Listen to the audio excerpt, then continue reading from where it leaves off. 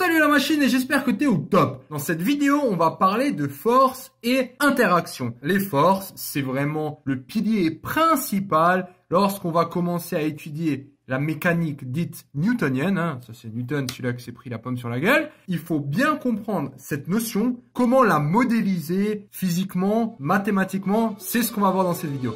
Allez, on est parti.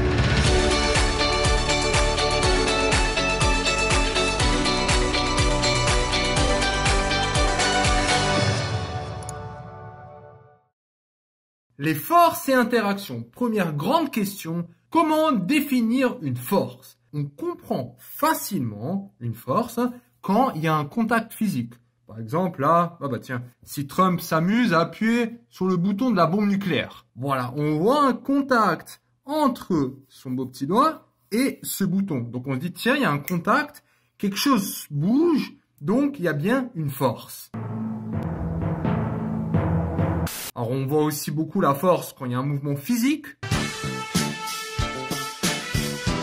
Mais alors, comment expliquer ce genre de force? Par exemple, quand tu mets un aimant et que tu as des pièces un peu plus loin et que d'un coup, les pièces sont attirées vers cet aimant. Clairement, il n'y a rien qui se passe. Il n'y a pas un contact comme ici avec ce doigt. Non, il n'y a rien du tout. Alors, comment expliquer ce genre de force ou encore pire, l'amour? Non, je rigole.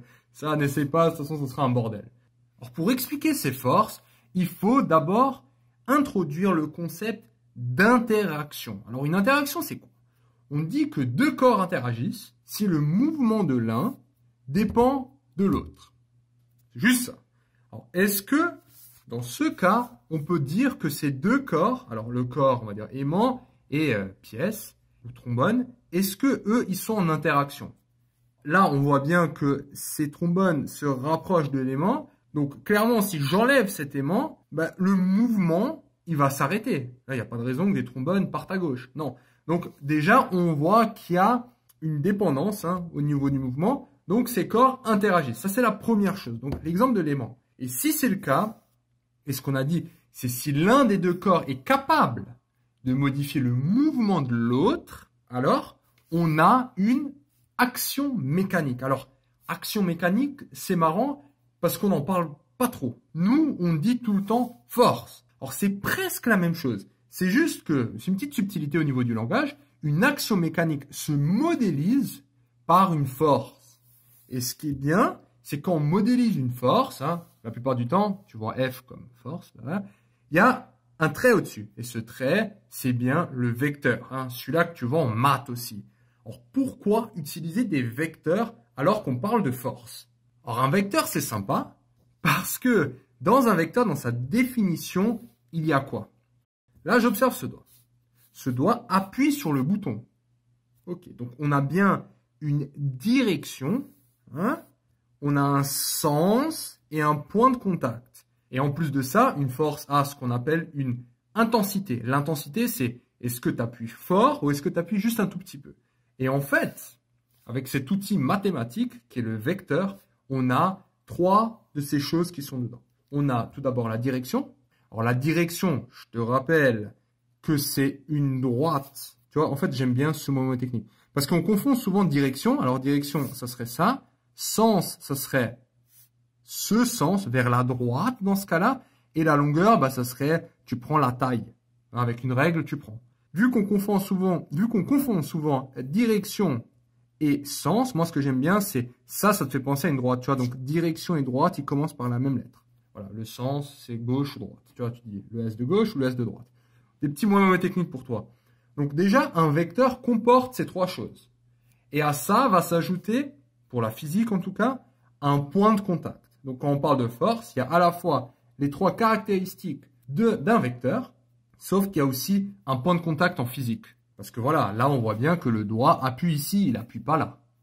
Ok, très bien. Donc, c'est pour ça que là, on voit, c'est parfait. Cet outil mathématique peut servir à merveille pour justement exprimer cette notion d'action mécanique, de force, qui va se modéliser par une force.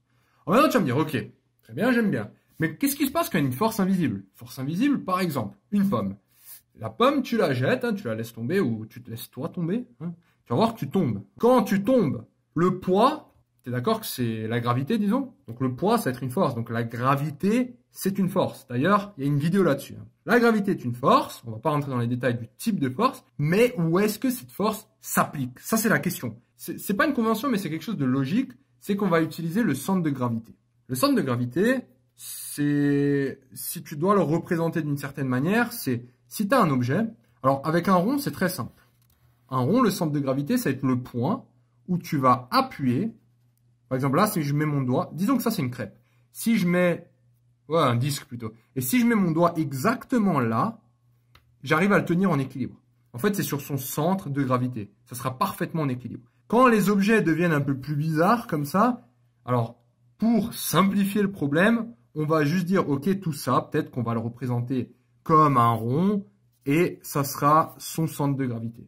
Donc ça, c'est juste purement pour simplifier le problème, qu'on parle de centre de gravité. Donc voilà, quand on a une force invisible, on va dire que cette force s'applique justement au centre de gravité. Ces forces invisibles que tu vas avoir au début, ça sera la force gravitationnelle, donc c'est le poids d'une certaine manière, et tu vas aussi voir la force électronique avec la loi de Coulomb. Donc ça va être les principales forces. Après, on a aussi tout ce qui est force physique et force du support, les réactions du support. Ça, je vais aussi consacrer une vidéo spécialement pour ça. Donc voilà ce qu'il faut retenir au niveau des forces. Et je dis bien que c'est essentiel. Et je te dis pourquoi. Parce que quand on va parler de Newton, la deuxième loi de Newton, c'est il faut savoir tout d'abord faire un bilan des forces. Il faut savoir faire, quand tu as un schéma, n'importe quoi, faire un bilan des forces, c'est-à-dire extraire toutes les forces qu'on va voir tranquillement, leur point de contact, leur direction, sens, longueur. Ça sera toujours très important. Voilà, félicitations d'être arrivé jusqu'au bout de cette vidéo. Cette vidéo t'a plu? Ça tombe bien, il y en a encore. Sur matrix.fr, tu peux non seulement télécharger le résumé de cette vidéo, mais aussi retrouver tout ton programme avec plein d'exercices corrigés étape par étape. Tu peux aussi défier tes amis dans des jeux et te mesurer à la communauté